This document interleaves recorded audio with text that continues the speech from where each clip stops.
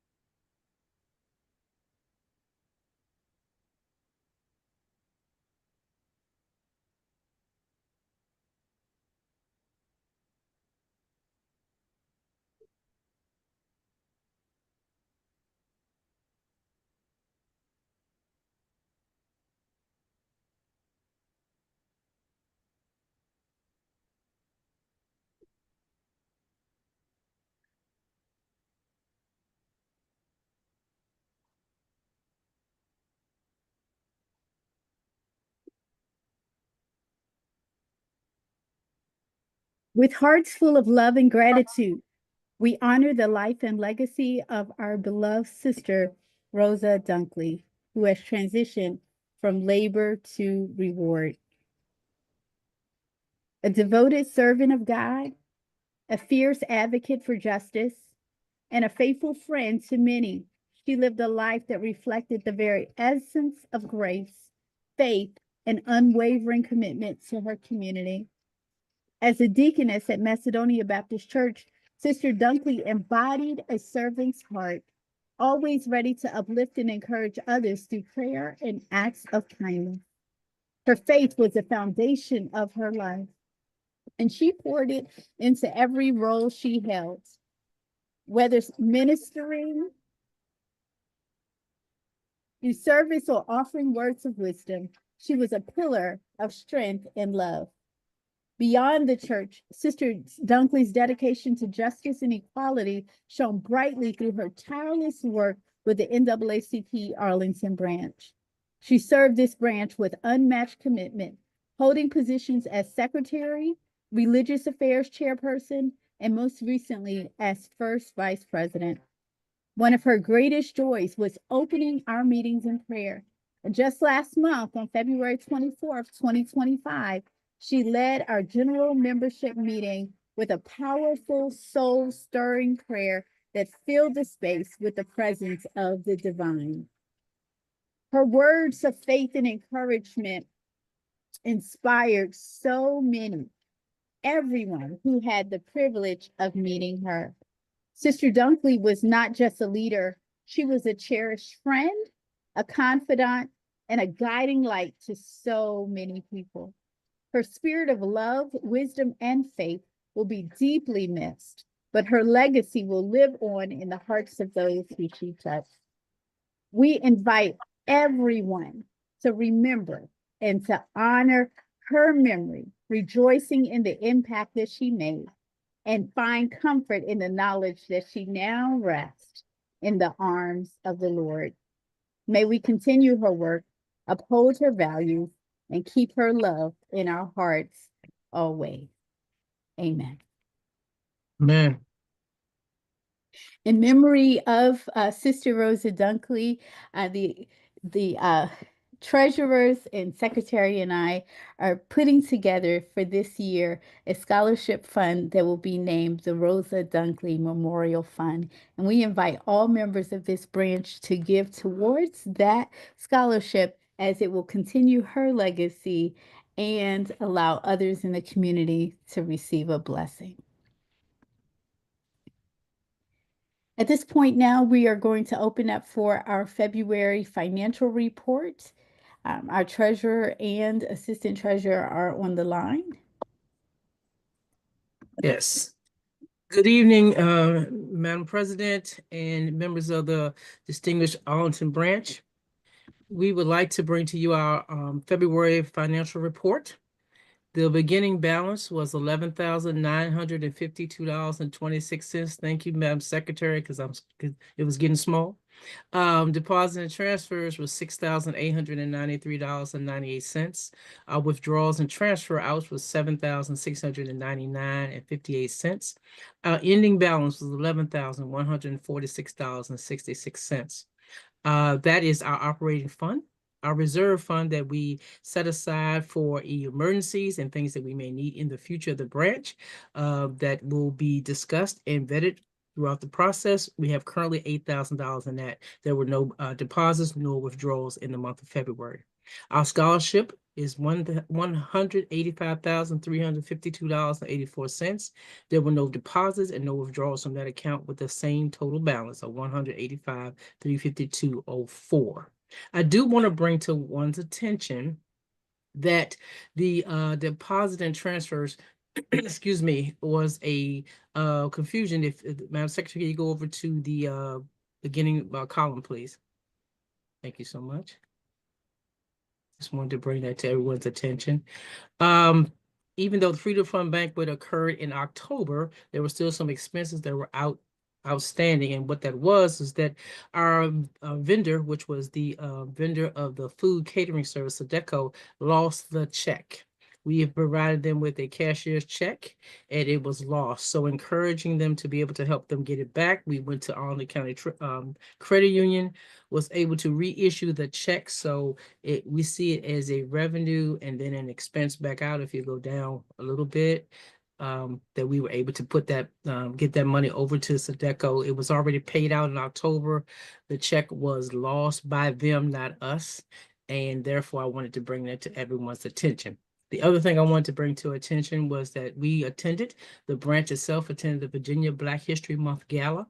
And it was $1,000 that we paid out of the branch, which was approved from the executive committee. And each member that attended has paid back their portion of that ticket. So we will see the reversal in that as revenue in our March report. $1,000 will be placed back into our account. So that does end my report. And I'm open it for any questions. Thank you, Madam President. Thank you for your service, Ms. Nightingale and Mrs. Spain, all of the work that you do together for our branch. Are there any questions? All right, what is the pleasure of this branch with this report?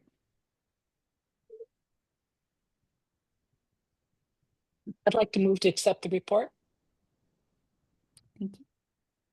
Is there a second?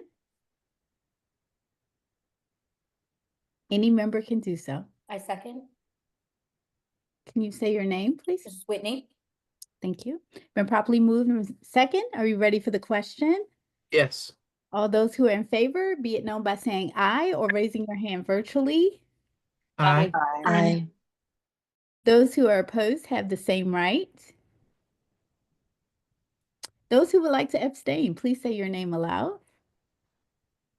The ayes have it. And we thank our treasurer and assistant treasurer for all of the work that they do to keep this branch going.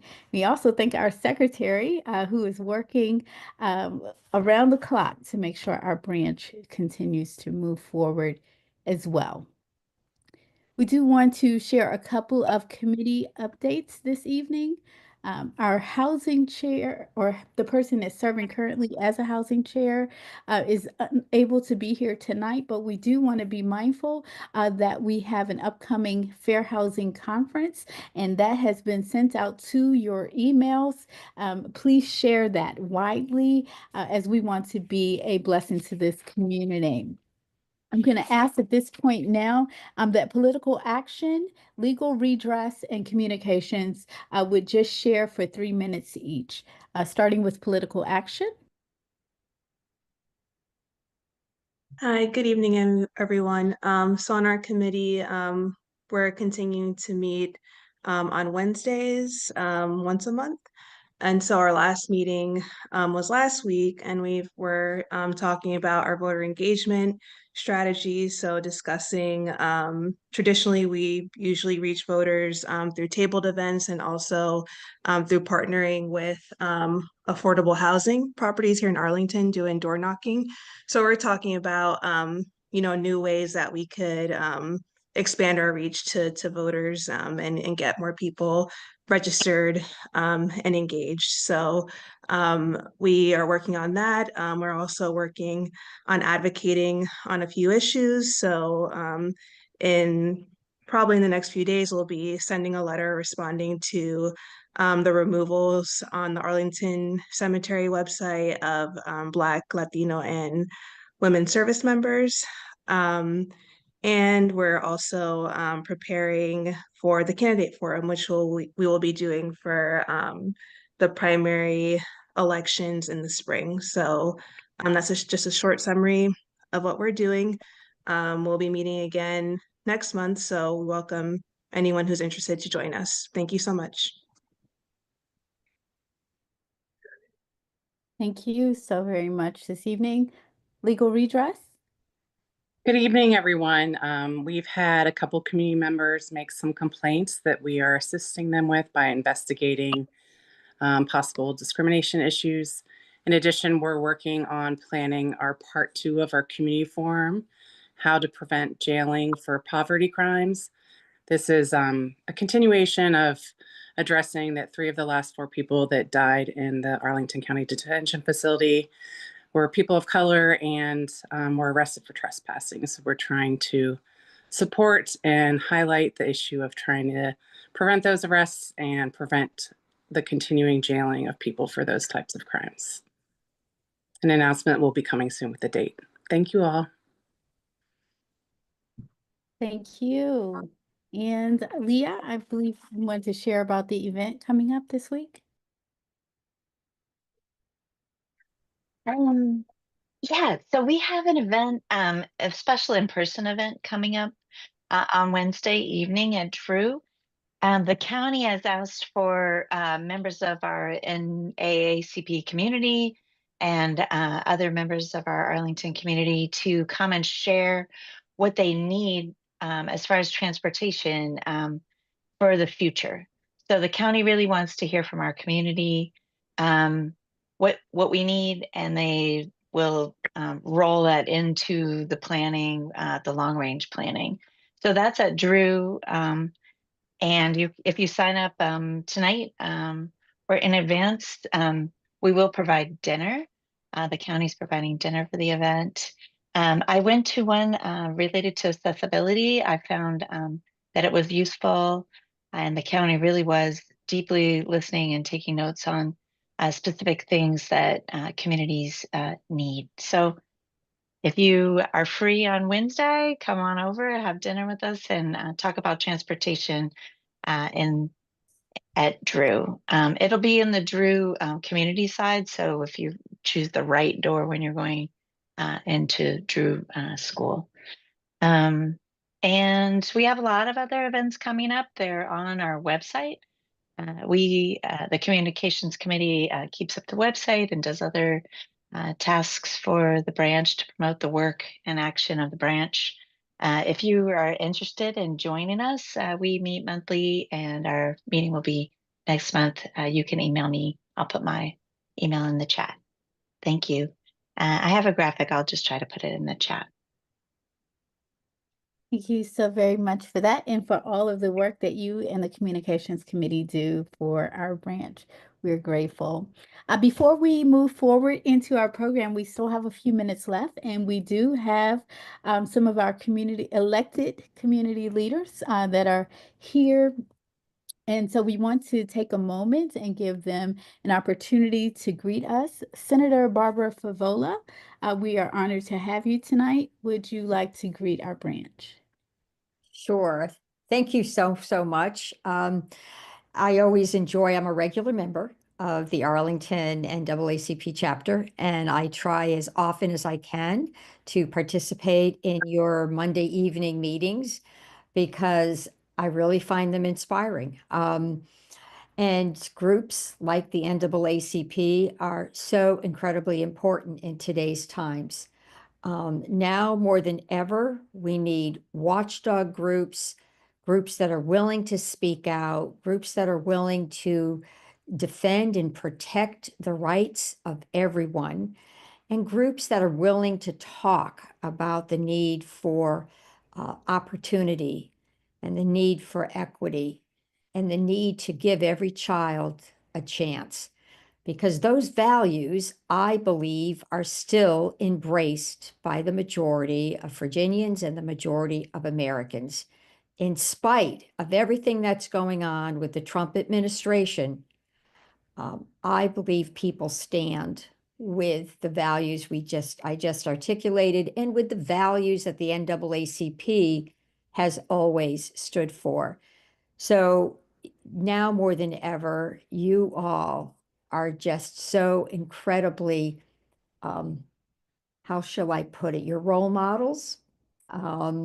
You're needed. You're angels, and you're inspiring. And so thank you for letting me join you.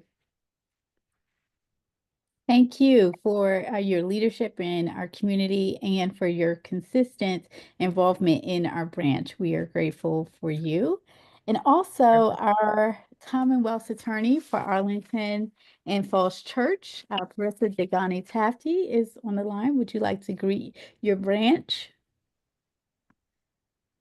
Hi, everyone. I'm off camera, sorry, because my house is a construction site right now. I am happy to be here, and I don't think I could say any of what is in my heart better than Senator Favola said. So I just echo what she said, and I'm very proud to be a Silver Life member for several years and an active participant and member since like 2017. As always, we are so very grateful for you and the work that you continue to do for all of us in making our community safe. Thank you so very much. Are there any other elected officials that I may not have seen on the Zoom tonight? If so, please just raise your virtual hand and charge it to my head and not my heart. That's perfect. All right. Well, we are grateful tonight to be able to go into her story tonight as we are going to hear about historic women in Virginia. So at this point, I'm going to turn it over to our past president, Karen Nightingale. I'm so grateful for our past president's council that meets with me every month. That's J.D. Spain, Michael Heminger, and Karen Nightingale that are here every step of the way, and you'll see them still being active. I will not allow any of them to retire in the days that are to come. So she is going to lead this part of our program tonight. As I try to retire, I don't think it can happen. Good evening, everyone. I'm absolutely excited to be here today. When President Davis asked me to do this, it was an immediate yes.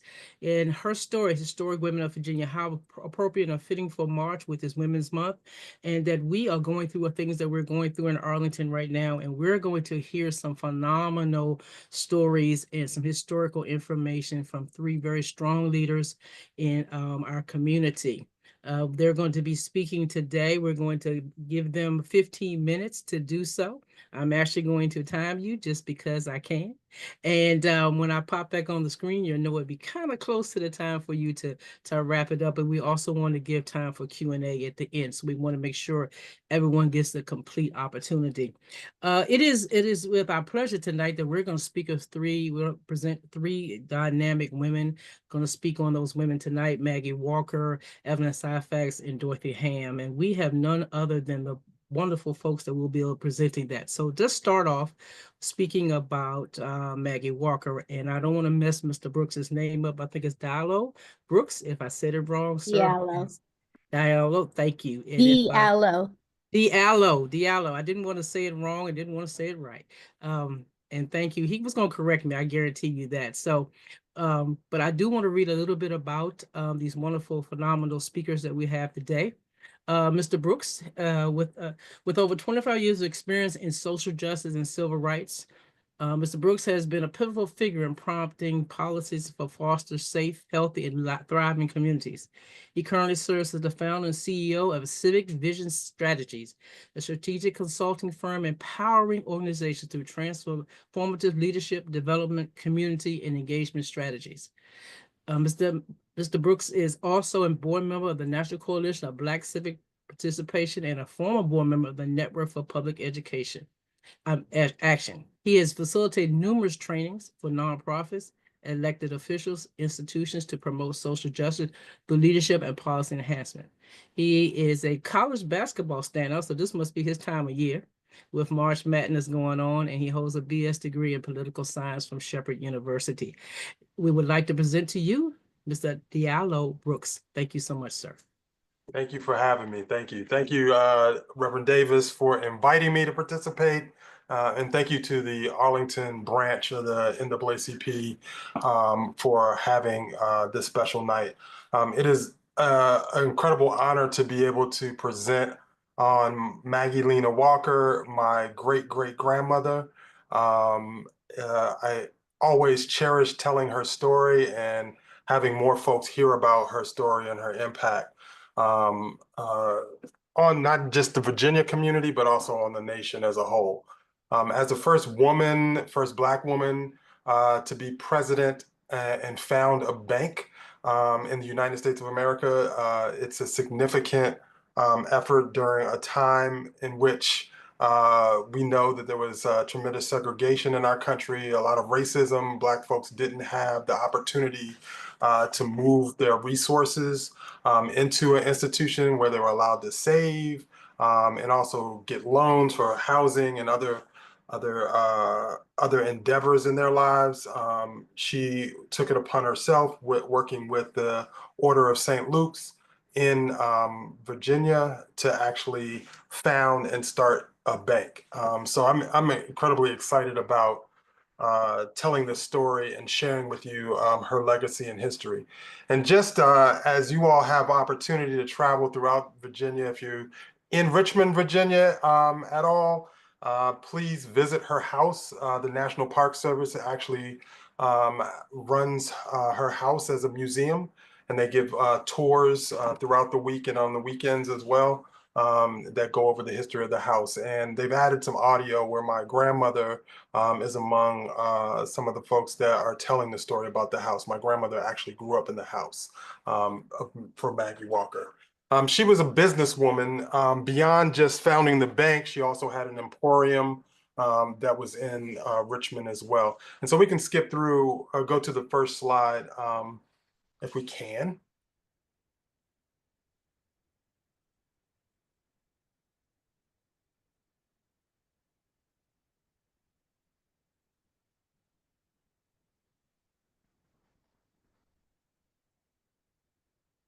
Or the second slide, I'm sorry. I said the first slide. I just wanted to highlight a quote of hers that I think was really just tells a story. It says, "Let us put our money together. Let us have a bank that will take the nickels and turn them into dollars." So that was significant. As she founded that bank, they allowed the community to have an opportunity to invest their resources and save their resources.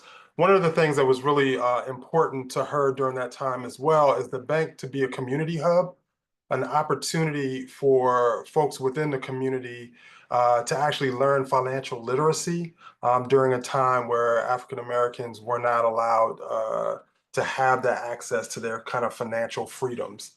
There was a lot of obstacles, a lot of challenges during that time, 1934. So if you think back to that moment in history, what was going on in the world, you know it was a tremendous endeavor for her and her colleagues to pull this off.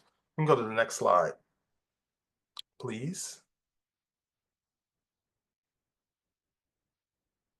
So as you can see, she was a trailblazer. She was also a community leader. One of the things I also want to highlight about her work as well was her work as an independent order of St. Luke's, but she was also the founder or co-founder of the NAACP Richmond branch and became the vice president of the Richmond branch of the NAACP. She was also a member of the National Urban League, and she was on the national board of the NAACP.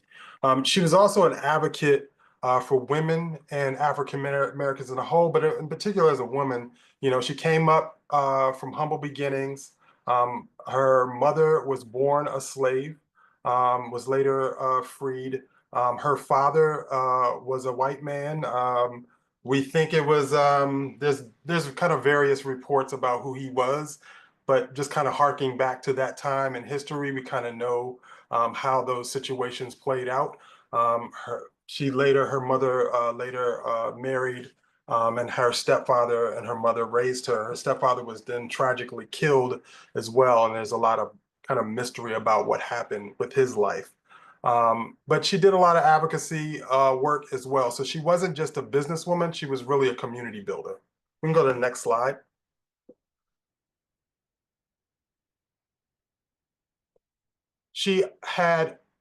She also founded a newspaper, so there was an opportunity to really tell the story of the community and keep the community informed through her newspaper. And then there was an emporium that she also founded as well. That was a place for folks to be able to buy goods from folks that looked like them. The other piece that was really significant for her work is it also employed a lot of African Americans and particularly African American women during that era.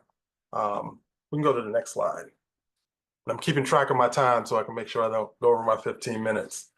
So as you can see, just her early life, she was born in Richmond, Virginia. Her education was central to her. She comes from humble beginnings, and I think that was one of the reasons she was really connected to the community and they didn't see her as kind of somebody that was elite, that was separated. She grew up washing clothes with her mother.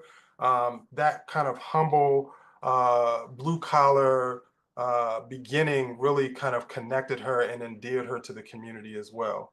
And like I said, she's been involved in the community since she was 14 years old. Next slide.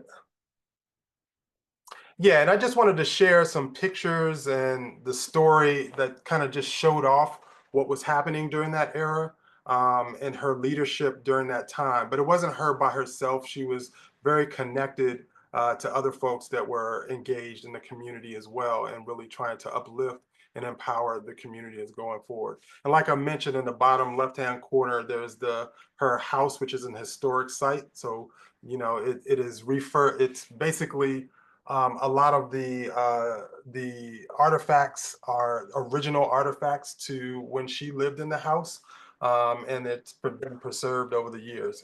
And also on Broad Street, downtown Richmond, Virginia as well, there stands a statue of her that was recently put up, and I was happy to be there for the groundbreaking with the governor at the time, and then there with the unveiling with my other family members as well, who've been very active in telling her story.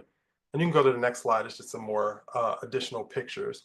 There's also the Maggie Walker Governor School that was founded in Richmond as well. So there's a high school, Magnet High School, that's in Richmond, Virginia, that's named after her as well. So she was, like I said, very involved. I'm very proud of her legacy. She's the reason why I do the work that I do. You know, I stand on her shoulders and shoulders of many others that have come before me, and it's not lost on me.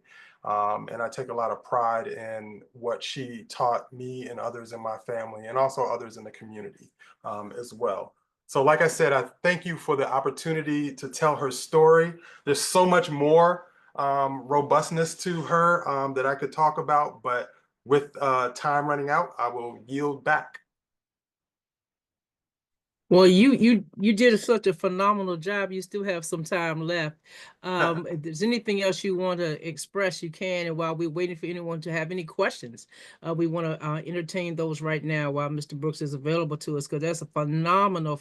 I grew up in Charlottesville, Virginia, and you know I'm only 45 minutes away, and the history is so rich in Richmond and in that whole particular area. So I was really excited. I think when I drive down to my mom's house next, I think I gotta drive to Richmond and check it out. Yeah, definitely check it out. And like I said, my grandmother actually grew up in the house as well. Maggie Walker kept her family very close.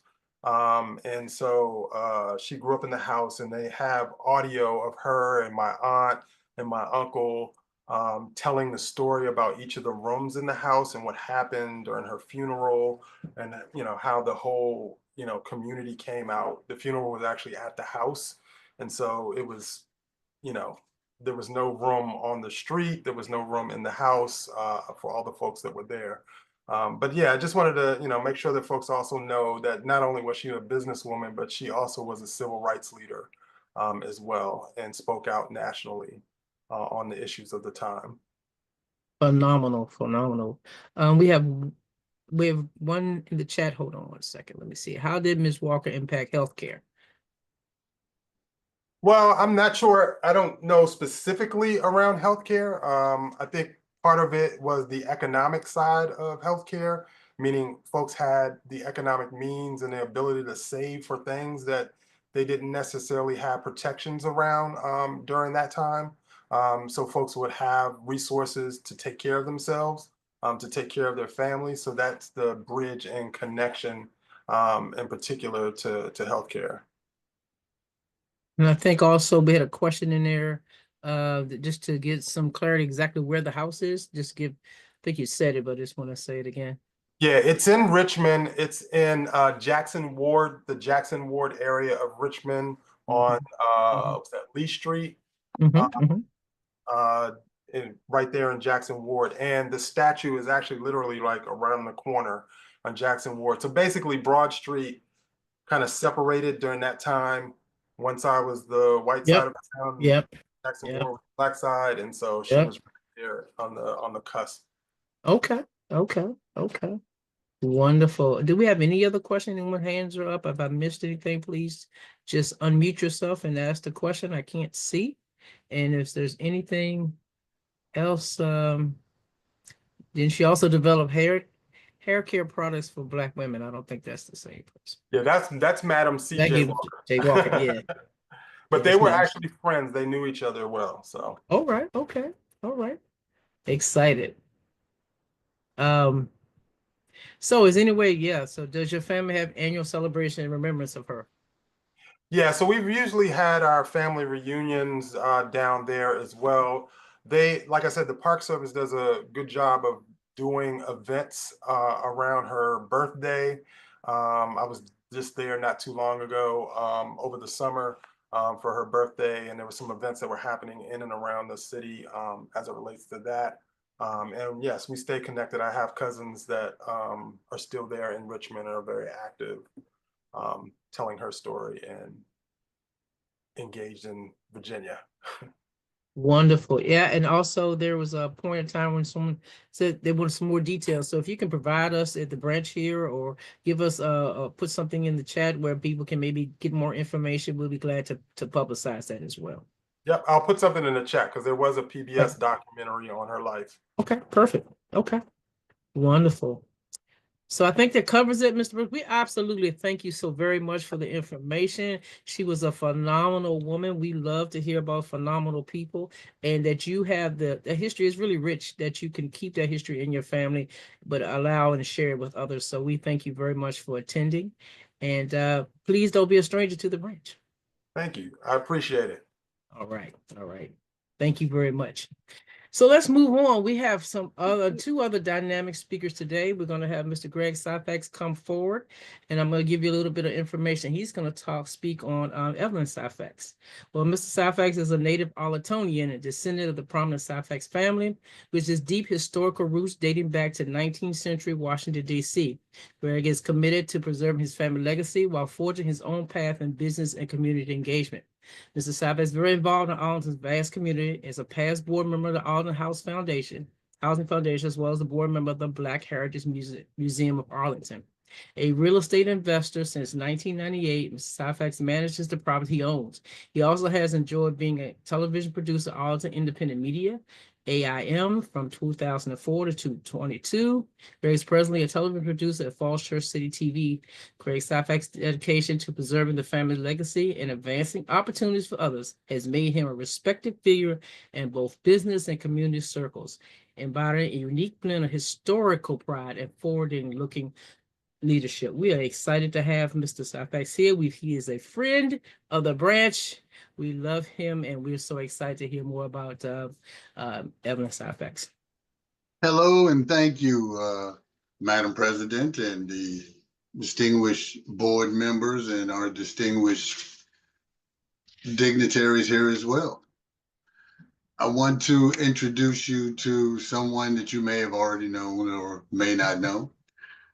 Her name is Evelyn Reed Syphax, and she was my mother.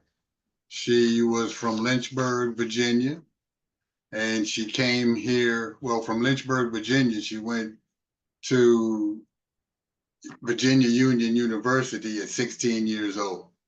She graduated in the class with Doug Wilder, and she came to Arlington, Virginia, and got a teaching job at Langston School up in North Arlington on Langston Boulevard, which used to be Lee Highway. Also, she was a lifelong educator, activist, and community leader.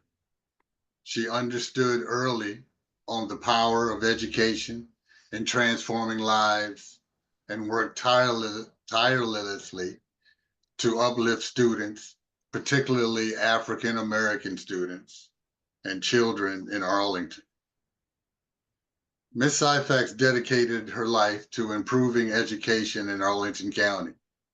She was instrumental in advocating for equitable education, opportunities for African American students during and after segregation. Serving as an influential teacher and mentor, ensuring that students of all backgrounds had access to quality learning experiences. Founding and leading programs that supported early childhood education. Ensuring young leaders had a strong foundation for academic success. Preserving Black history and heritage. Beyond the classroom, Ms. Syphax was a passionate advocate for Black history preservation.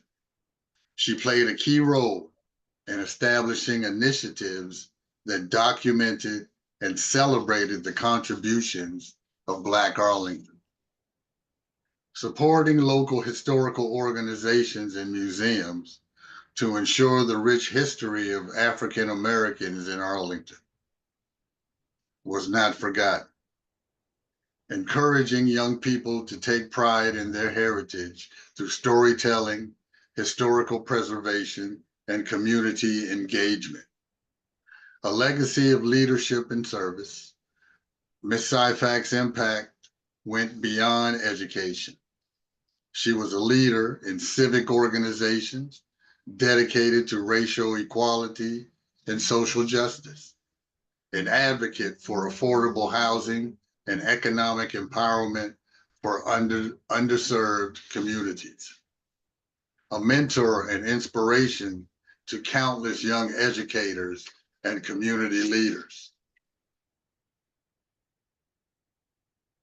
Even after her passing, Ms. Syphax's influence continues to be felt in Arlington through the programs she helped establish that still support students and educators today, historical projects that preserve the legacy of Black communities in Arlington, the countless individuals she inspired to continue the work of advocacy, education, and community building.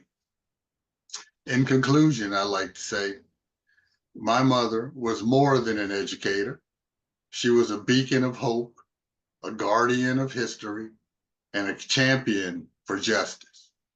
Her contributions to Arlington, Virginia remind us of the power of education, the importance of historical preservation, and the impact one person can have on the community.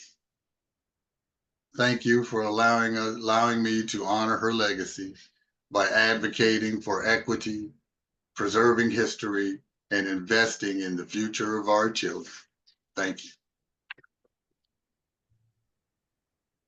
Thank you very, very much. It's so important information. And yes, even though some of us might have heard it before, it's always great to know Ms. Syphax, her contributions were phenomenal, and her entire family have been phenomenal to Arlington. We do absolutely appreciate your community support, and we work with you all on everything that we possibly can. We're just excited about this. Education is key. And someone who is so strong in leading this, this is what we need today. We need to continue that legacy that we can build up and raise up our youth in this community, because if it's time now, it is being struck and hit very hard right now. So we appreciate everything you've done. Does anyone have any questions for Mr. Syphax? I know he will be more than happy to share and give us some insights to anything that we want. Have any questions? As a few footnotes, my mother had a nursery school in Arlington, right on Columbia Pike by 395 and Columbia Pike, and it served the Pentagon before they had their daycare there. So Rumsfeld and his kids would drop their kids off there and then go to the Pentagon and pick them up on the way back. And I also attended that school, and she started that school was because her oldest son, she had 2 kids, of which I'm the second oldest. I'm the second. She couldn't find a good quality daycare school for him to go to, so she started her own. And then the other people started bringing their kids there. And as I attended there, I ended up graduating valedictorian. All right. See, there you go. Well, it was a nursery school. Doesn't matter.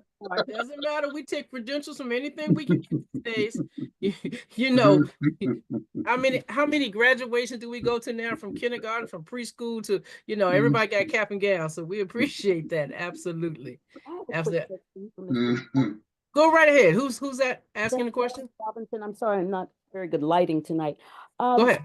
Give us what the status of finding a home for the museum.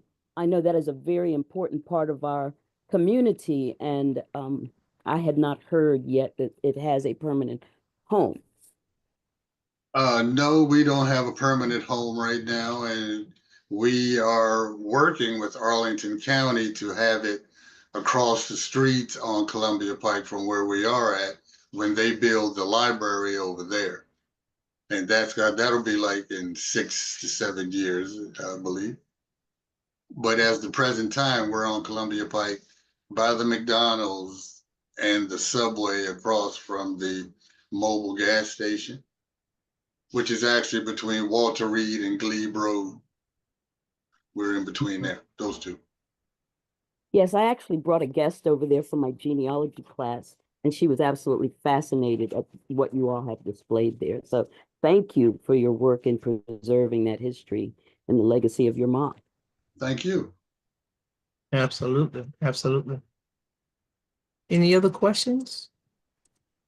I would like to just check. Oh, go ahead. Oh, Go this ahead. is Linda Houghton speaking.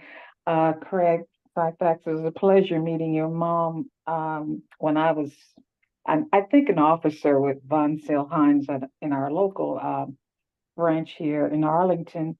But I would like for you to comment on your mother's, her alma mater, and wasn't she she gave like $1 million to her alma mater, which I can't remember the name. Yeah, she one of her alma maters, her first college she went to was Virginia Union University, and yes, she left a substantial donation to them. Okay, thank you. She also received a master's degree from New York University in childhood education. She received an honorary degree from St. Paul's College, which is no longer, and she received a honorary degree from Liberty University. Amazing, amazing, just amazing. And think back when that was. So it's phenomenal times, Okay. So let's see, we have some questions. How can the NAACP branch help to continue Ms. Syphax's legacy? How can we give you support? What can we do for you? I would say support the museum. That would be the best and first thing that comes to mind. Okay. Another question, this is a great one. What is your favorite memory of your mother? We tend to think about these great leaders as superhuman, and it's so important to understand that they were normal women who rose to meet their moment and had a family and raised 2 children. So what is your favorite memory of mom? My favorite memory of my mother would probably be her instituting punishment to my brother. No, let me see. That's good, Frank. That's good. That's good. That's good.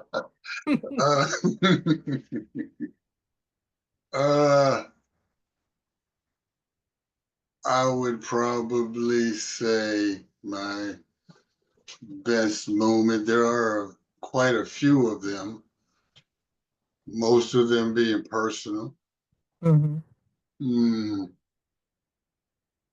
Maybe when she was on the school board, Arlington County. Okay. When she was sworn in. Okay. That's phenomenal. Yeah, that's phenomenal. Yeah. So Tia Alfred says, doesn't she have several buildings in her name and honor? She has one building that's in her honor at Arlington County, the Syphax Education Center. Right. Which is in South Arlington off Washington Boulevard. And there is Syphax Manor, but that's a private residence. Okay. Okay. All right. Well, she keeps living on, even though when we're so Mhm. excited. We're absolutely excited again, of course. You know, we always have a good time seeing you, sir, and we hope that we'll see you again soon. But anything that we can do for you, just please let us know, and we will definitely support the museum and make sure that we can spread the word that we need to do things we need to do in this community. So we thank you. Thank you so very much this evening. Thank you. All right, now, not just we're last but not least, absolutely, we're going to honor Dorothy Hamm, and we have none other than Carmella Hamm is to present today. I'm going to read a little bit of what she does. She's done so many phenomenal things in her lifetime. Her career spans over 40 years in television, film, and radio production.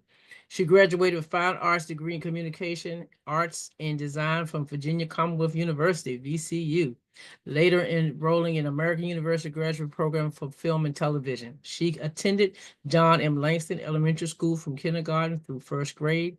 And once Langston finally desegregated in 1966, she attended Walter Reed Elementary, Stratford Junior High, and Washington Lee High School. Her professional career began in Richmond at WTVR AM, I remember that station, and their CBS affiliate WTVR TV Channel 6 as a camera audio technician, film editor, set designer, artist, and voiceover announcer. She came back to Arlington in 1996, where she worked with WYCB Gospel Radio, Howard University Public Television, Media General Production, News Channel 8 in Fairfax, and BET. Upon leaving that, she recently retired parents, beautiful. She relocated back to Richmond to be near her recently retired parents, beautiful New Carolina County home. During this time, she met and interviewing NAACP legal counsel Oliver W. Hill Sr., who provided representation to student plaintiff involved in the Brown versus Board of Education and all the public desegregation lawsuits. She has done phenomenal, phenomenal things. I want to bring you a little bit close to where we are now. She is over the years, Ms. Hamm has participated in several television discussions held in Arlington County, Central Virginia in 1959, Arlington Public School desegregation of Stratford Junior High, which is phenomenal in Arlington. Additionally, she has presented portions of her documentaries at VCU, Virginia Historical Society, University of Richmond School of Law. This is a phenomenal woman. She has researched for 2 books. Most recent writings can be found in a collection of essays by Sharon Pelham, entitled Our Mother's Love, Loss, and Legacy. It is an indeed honor and a great, great honor to present to you, Ms. Hamm. Thank you very much. Ms. Hamm. Yes, good afternoon, everyone. I am attempting to share my screen here. I don't know if you can see that or if that's something that's going to be done on We your absolutely end. can. We absolutely can. I'm sharing it from my end, Ms. Hamm. Oh, Okay. okay, great. When I get ready to play the video, I'm going to push play from my end so you can hear my mother talk about her life experiences and get an idea firsthand from her about her legacy. I'm going to start now with playing the video. Hopefully that will, trying to do screen sharing, so hopefully that will work.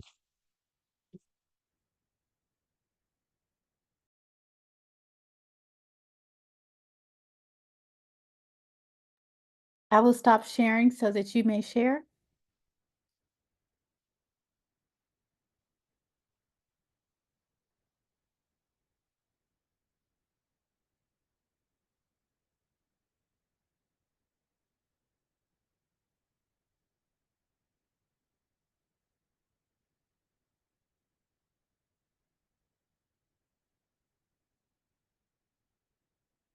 Ms. Hamm, I'm able to share from this end the video as well.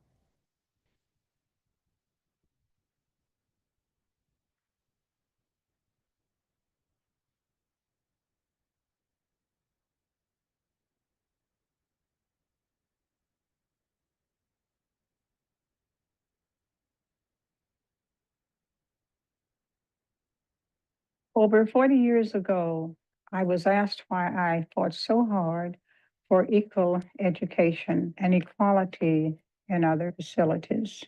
There are many reasons why I did this, but there is one reason in particular And this is an attempt to answer the question of my 8-year-old son. Some of the comments coming from Bernard was very touching. He was quite outspoken and he wanted to know the answers. One particular one that he said was, "Why can't I?" That was involving his attending Stratford Junior High. It was difficult to have to explain, why you can't go because you're a colored child. And later on to try to explain why you still can't go. And of course, after all of my explanation to him, he said, "Mama, you told me that I could go to Stratford." And when you tell a child, or at least when I told one of my children that they could or could not do something, I meant it. And to him, because I had told him that he could go to Stratford, he couldn't understand why, even though at one point the judge had said, "You can't go." So that was a difficult thing for me to attempt to explain to him. He was denied admission to Stratford. But because we went back in court, he was able to attend. And of course, finally, he did get an opportunity to go to Stratford, maybe 3 or 4 years later after he finished the 6th grade, I believe, 1 week after Stratford opened. After being denied to go to school for 6 or 7 days, finally Bernard started to Stratford Junior High. One day he returned to his seat and he found this block in his desk. And on this block is a picture of a man with a rope around his neck, hanging from a tree, with the words, "nigger." You can imagine how a 10-year-old child would feel to find something like this. Of course, he brought it home and he showed it to me. And the first time during the course of all of those years, I believe I really got upset, or perhaps I can even say angry, because even though I had told him something like this may happen, frankly, I never thought it would. It's difficult for me to talk about a lot of other things that happened during that time.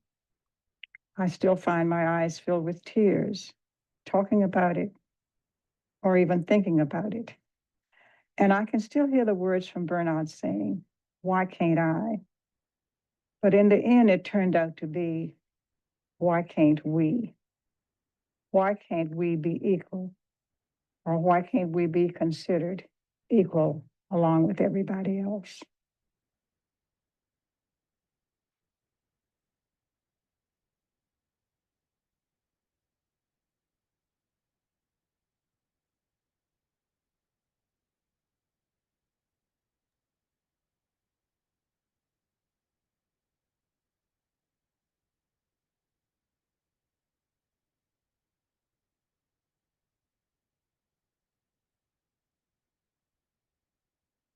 Okay, I think the Over video 40 is years playing ago, again. I was asked why I Okay, thank you. The Supreme Court, as most of you know, I'm sure, the decision for Brown versus the Board of Education was handed down on May 17th, 1954. Well, by the time May of 1956 came along, nothing had been done with Virginia schools in terms of desegregation. So my mother, along with several other members, parents from our Halls Hill, Highview Park community, as well as from the South Arlington area, in addition to several white parents and their students, filed suit against the Virginia Supreme Court, which at that time was located in Alexandria, and they filed suit on May 17th, 1956, exactly 2 years after that decision was handed down. Next slide, please. During the time that court case was taking place, even though they filed it in 56, they did not start going to court until 57, all of 1958. And you'll see the newspaper there, the Northern Virginia Sun. The photograph to the right on that paper is of my eldest brother, Edward Leslie Hamm Jr. Next to him is Gloria Thompson, who was one of the first 4 students to desegregate Stratford. Her mother, Ethel Thompson, who was very, very involved, and her oldest son, Stephen Thompson. Stephen just happened to be the first and only graduate of color from Washington Lee High School in 1961. To the left, I'm sorry, of that newspaper article, there are 2 men standing on the steps of the courthouse.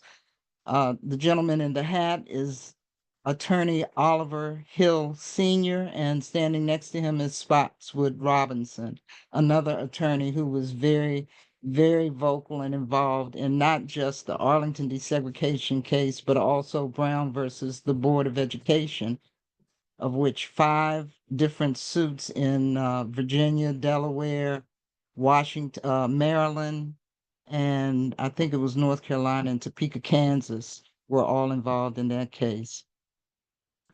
Next slide, please. That shows my oldest brother and my mother. I'm sitting in my mother's lap, and the gentleman holding my hand is the younger of my 2 brothers. At the time that they were wrapping up the court case, my mother was pregnant with me. And this picture was taken, I was born in July of 59, a few months after Stratford desegregated. This picture was taken of us maybe a year after that occurred, or almost a year. Next photograph, please. My mother was arrested along with several other people during the sit-ins in Arlington of various eateries. And this is a picture of the drugstore, People's Drugstore in Cherrydale, but there were several restaurants as well as other eateries that they picketed. And my mother was arrested. This happened shortly before I was born. She was pregnant with me at the time. Next slide, please. And then in 1963, when I was 4, my mother was arrested again for leading a picket line in front of several different movie theaters in Arlington County. Here is the theater on Columbia Pike and at the corner of Columbia, and I believe it's Walter Reed Drive. And the sign she's holding says, "The price of a ticket at the cost of your conscience." Well, one thing I want to say regarding her arrests is that they were so organized and worked so closely with the NAACP that whenever they were arrested, by the time they got down to the jail, the attorneys were there to bail them out. So they never spent any time in jail. But that just shows how, as I say, organized everyone was during this process of protesting during the 1950s and 60s. Next slide, please. This is a sort of a montage, if you will, of newspaper articles, community highlights from Halls Hill, Highview Park.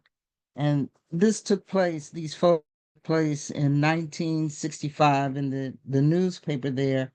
And you can see the conditions of the roads and everything on Halls Hill, Highview Park.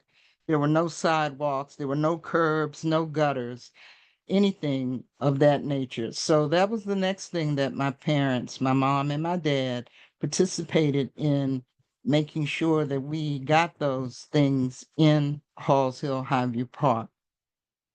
Next slide, please. The slide to the left shows 3 totem poles that were installed at the entrance of our community. And there are several people from our community working on the planting the flowers and developing that lot. unfortunately, one of the three totem poles was cut down and removed, supposedly by a group of young folks in a white community in Arlington at that time, and was never replaced or located. So the community opted to keep just two of the totem poles there and the stump of the one that was cut down. The photograph next to that shows my mother. She was chair of the committee, the beautification committee for the John M. Langston Citizens Association for many, many years. And it shows her working on the beautification lot that was on North Edison Street.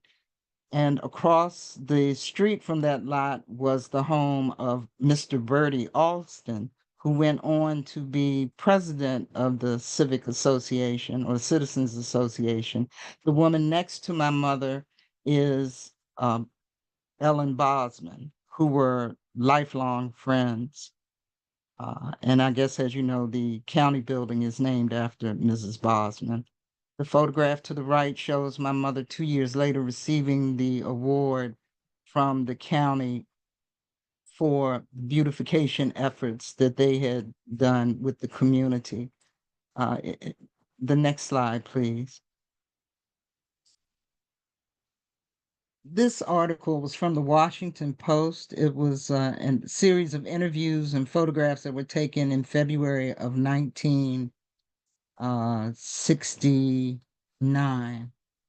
And you see one of the newer houses on North Cameron Street, young girl riding her bike down the street. And next door to the new house is an abandoned house, which eventually was torn down.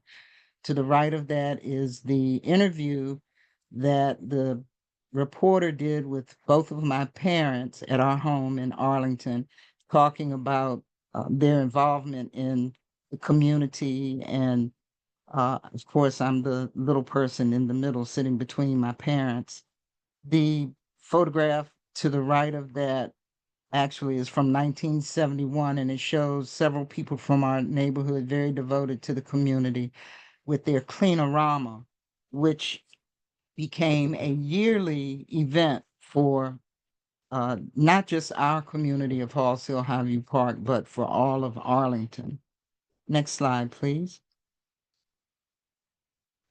Again, on the bottom left, you see the photograph of my mother and Ellen Bosman. The woman who's bending over watering the flowers we had just planted is Mabel Alston. I think I mentioned her husband, Bertie Alston, was eventually one of the presidents of the John M. Langston Citizens Association. And it was very interesting at that time. The organization sort of cycled between 5 or 6 different people primarily to participate in different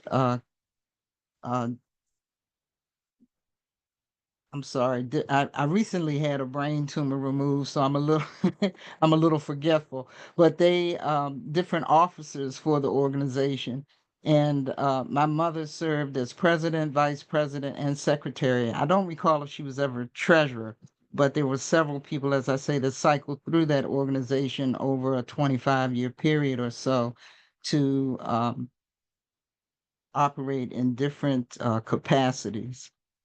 Next to that is a photograph of Washington, D.C. burning.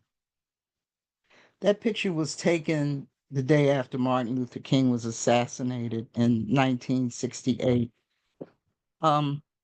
Next to that is a photograph where people are holding a sign that says, "A better world is possible." That photograph came from the Poor People's March on Washington, which Dr. King was planning or organizing with several other individuals just prior to his assassination. My mother was very instrumental in working in Arlington, along with several other people, to provide places for folks who were coming out of different states to come to the Arlington area and then proceed to Washington, D.C., to the monument grounds or the Lincoln Memorial Grounds to protest. Beneath that is a photograph taken from the 1976 bicentennial parade, of which the John M. Langston Citizens Association won Best in Show, Best in Parade for their freedom float. And on this freedom float were depicted real people from our community dressed up as John M. Langston, who was the first African American, Native American, and white individual to serve in the General Assembly in Richmond, Virginia. Sojourner Truth, Mary McLeod Bethune, Crispus Attucks, who was a person of color, who was the first one to be killed in the Boston Massacre. They say that happened because he was so tall, he stood out, and he unfortunately took the first bullet. Next slide, please. There's a color picture on the left, bottom left of the Freedom Float, where you can see some of the people waving. Above that is a picture of Dr. Martin Luther King from 1963 as he addressed crowds of thousands at the Lincoln Memorial. That's where he gave his historic I Have a Dream speech. Beneath that is a overhead shot of Washington, D.C. as it burned after his assassination. And above that, to the far right, is a different picture from the Poor People's March. And the gentleman on the far right of that picture is Reverend Jesse Jackson. Next slide, please. February 2nd, 1959 is the date that the first 4 students of color attended Stratford Junior High School. And you can see them there walking down the sidewalk. There were a lot of armed officers on site, but there were no reported incidents of violence, thank goodness. To the right of that is an image of 4 different uh, 4 different panels showing the history of school desegregation and the court battles in Virginia. There's my oldest brother is in the middle panel, and behind him is the first 4 students. And after that, it's a panel that talks about the youth from currently involved with the school and the fact that even young people can take action and make change. And the very first image is Barbara Johns, who was a 16-year-old from Farmville, Virginia, Prince Edward County, who called up Attorney Oliver Hill and complained about the conditions of the school there. And when Mr. Hill and several of his law partners went down to see for themselves and interview her, they were so surprised because she was such an articulate individual. She actually was the niece of Reverend Vernon Johns, who was the predecessor to Dr. Martin Luther King, and the church where he preached got rid of him because they felt like his actions were too radical at the time, bus boycotts and boycotting businesses and things of that nature. But of course, Martin Luther King stepped into that position, and he was able to accomplish the same thing, but with a different approach. On the back of those 4 panels are individual images of the first 4 students. I implore all of you, if you get a chance, to go to Stratford Junior High, which is now Dorothy Hamm Middle School, and take a look on the grounds near the football field so that you can see these things for yourself and get a little bit of history. Next slide, please. This is a picture of Stratford right before desegregation, and to the right is the picture of the same school building that is now called Dorothy Hamm Middle School. Next slide, please. At the top is an image of several people standing, and the gentleman seated in his wheelchair is Attorney Oliver Hill. To the left of Mr. Hill is my father. Next to him is my mother. The tall gentleman standing in the middle is Paul Di Pasquale, who did the bust of Oliver Hill, which is located in front of the convention center in historic Jackson Ward in Richmond. I'm standing next to him, and next to me is Miss Vassar, who was the president at the time of the Oliver Hill Foundation.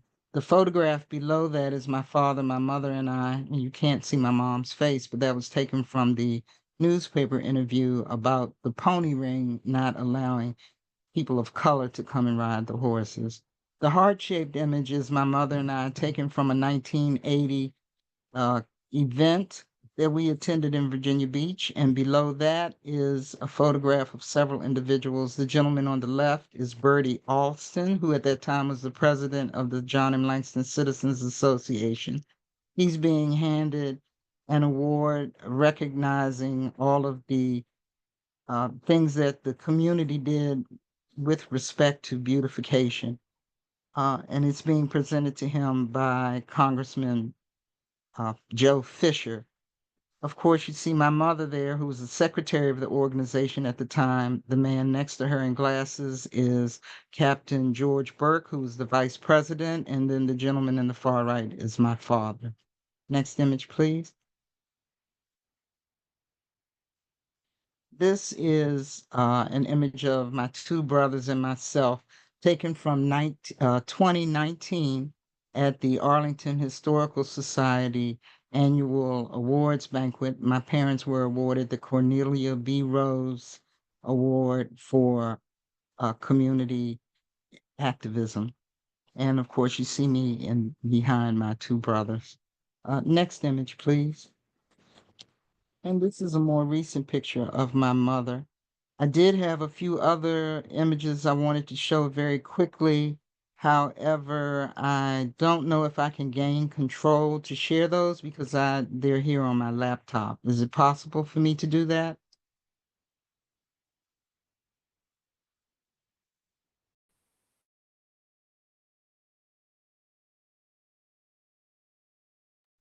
Yes, you can share. Yeah, you share.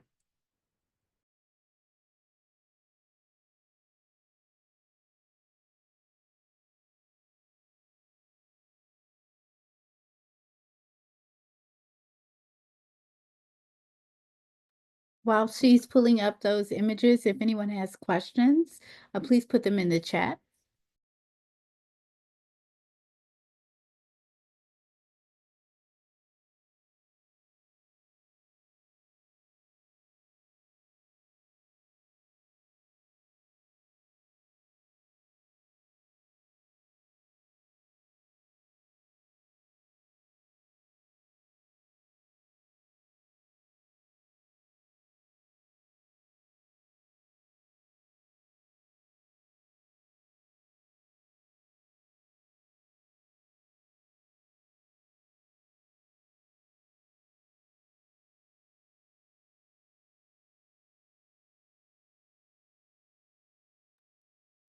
Carmella, if you'd like to send those images to me and you can answer the questions, I'll pull them up.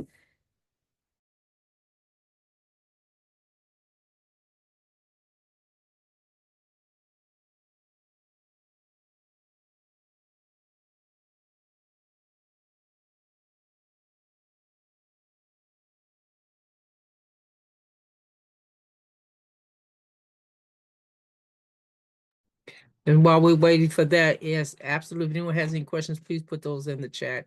And I'm monitoring the chat now.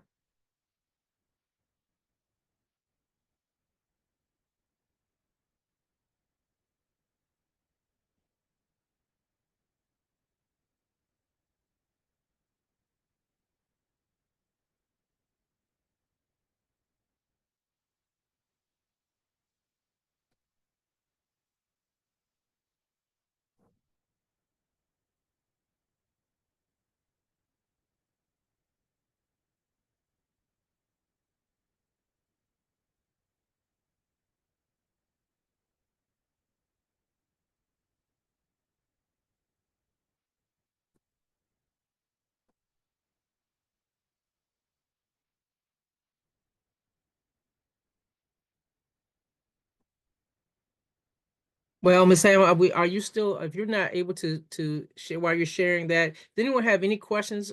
This was a beautiful presentation. Anybody have any questions for her that we can absolutely pass on if she has dropped off? We don't see her at this moment, but do we have any other questions?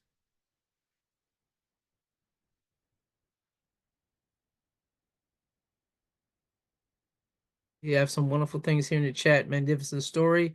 It should be written up. Others, if it's not already done so. And we just love some of those beautiful pictures of Okay, I apologize. I was talking. Apparently, I turned my microphone off somehow. no problem, Ms. Hamm, no problem. As Pastor David says, blame it on the mind, not on the heart. But Absolutely, no problem. are there any questions that I can answer quickly? I don't see any particular questions there. People are saying that the photos are wonderful. And so one question, did you or your siblings ever pick it with your mother or help her make signs? No, I was not born, and then by the time she finished doing her picketing and demonstrations, I was probably around 5 years old. Um, my brothers did not participate in that. They were very much involved in the court case to desegregate schools in Arlington. And I had showing the House Joint Resolution 458, which Delegate Karen Garner, as well as others, Karen Darner, as well as others, participated in getting that passed, honoring my mother.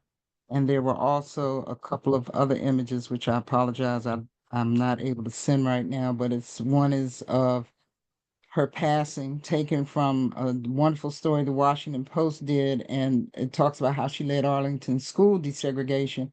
In the photograph with that image is my mother speaking with Barbara Claire Marks, whose mother, Barbara Marks, was a secretary for many years for the NAACP. Then there's also a flyer, a poster from the African American Trailblazers ceremony from 2010, which my mother was nominated for that, and then an image of the dedication at Stratford Junior High School, as they named it officially Dorothy Hamm Middle School. And the last pictures are of um, Voices of the Garden, which is a women's monument on the Capitol grounds in Richmond, Virginia, the state Capitol grounds. It has 13 statues of women who were really instrumental in history in the state of Virginia. Behind that is a glass wall that has the names of several hundred other women, and on that wall is my mother's name as well. And I'll do my best in just a moment to send all of those to you so that you can show them at some point if anyone's Absolutely. interested. That's Thank you. wonderful. Well, we absolutely thank you so very much. We want to be cautious of everyone's time, but we just want to applaud each and every one of our heroes today, of her story participants have been phenomenal, and we thank you so much, Ms. Hamm, and all the other presenters today who have done a phenomenal job. And I leave you with this at this point. I turn it back over to our president, but a wonderful, his influential women of Virginia. We got a lot of rich history right here in Arlington, so we do appreciate you. So we applaud each of you today. Thank you so very much for giving me. Thank you, Ms. Nightingale. I'd like to say real quick, I would just want to recognize former Senator Mary Margaret Whipple. I think I saw that she was on the Zoom event, and she was very, very instrumental in leading the process of creating this monument and making certain that my mother was honored on there, as well as Evelyn Syphax.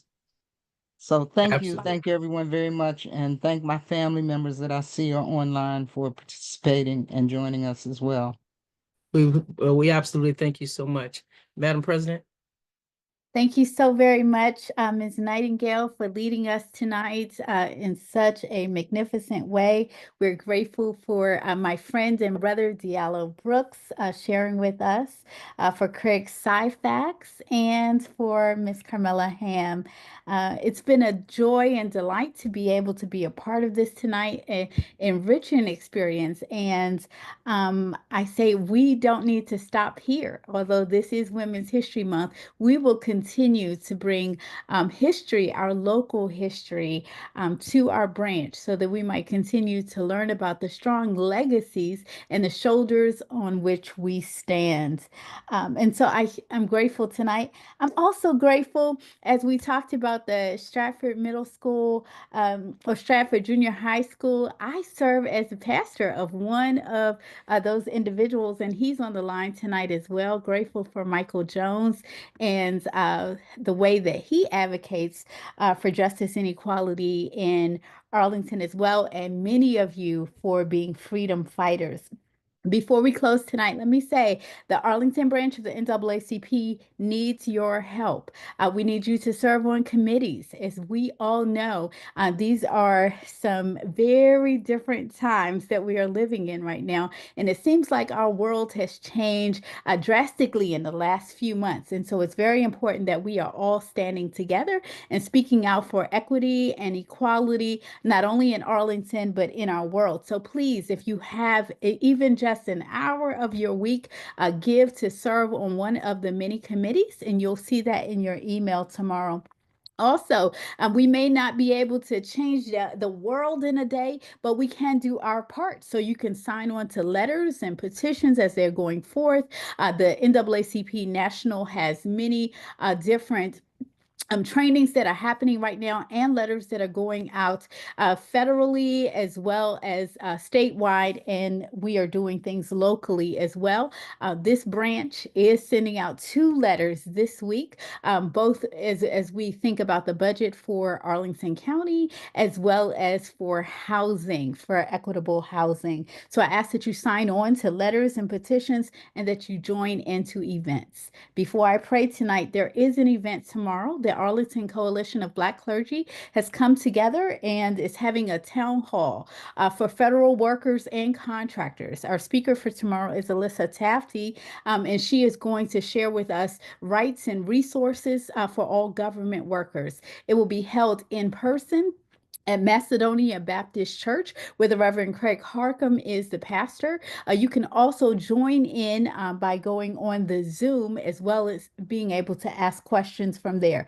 It begins at 6:30, and we will have other resources available, as well as all of the faith communities that are represented. We'll have social workers as well as clergy persons there to pray with you and pray for you if that is your choosing. And so I invite everyone to be a part of that tomorrow at Macedonia Baptist Church from 6:30 to 8 p.m. If you know anyone that has been affected by the recent firings and layoffs and things that are happening in the government, or even anyone that is nervous or anxious about what may happen, please invite them to be there. It's better to be informed, right, in that. And so we want to be a blessing to our community.